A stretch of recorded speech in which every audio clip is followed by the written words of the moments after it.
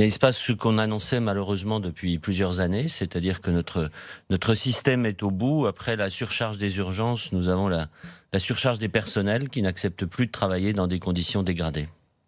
Conditions dégradées, pourquoi?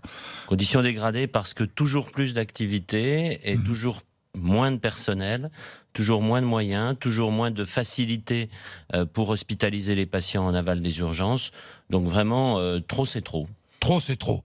Et de plus en plus de monde aux urgences, du personnel qui manque, des salaires qui n'augmentent pas, faut le dire aussi. Il y a aussi des revendications salariales, François Braun. Oui, il y a des revendications salariales justifiées parmi nos collaborateurs paramédicaux, en particulier pour faire face à toute cette dangerosité et cette violence qu'il y a aux urgences, violence aussi engendrée par la surcharge des services. Donc nous sommes vraiment dans un cercle vicieux avec aucune visibilité pour l'avenir, aucune espérance pour pouvoir s'en sortir. Eh bien, vous interpellez la ministre de la Santé, qui ferait bien d'ailleurs, qui ferait bien de vous écouter un peu plus. Vous n'avez jamais vu un malaise de cette ampleur. Non, ça fait plus de 30 ans que je travaille dans les services d'urgence. C'est vraiment la première fois qu'on a autant de services en difficulté. Il y a certes peut-être 80 services en grève, mais il y a plus de la moitié des services d'urgence en France qui sont en souffrance aujourd'hui. Il y a du personnel des urgences qui s'est mis en arrêt maladie. Vous comprenez, même si ça peut mettre en danger des patients. Oui, il faut surtout entendre cette souffrance, cet arrêt maladie. Il est le témoignage de la souffrance des personnels de l'hôpital de la Riboisière.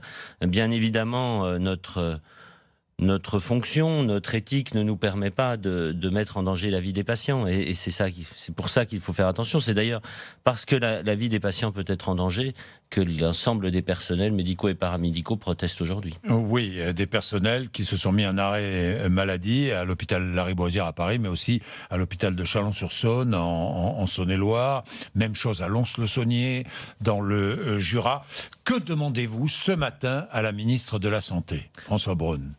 C'est pas parce qu'aujourd'hui c'est le débarquement que nous ne voulons pas demander un plan Marshall, vraiment un plan Marshall pour les urgences, c'est-à-dire des mesures immédiates pour nous aider à passer l'été, parce que l'été va être impossible à passer dans les conditions actuelles, et ensuite une véritable réflexion pour restructurer complètement notre système d'urgence en France.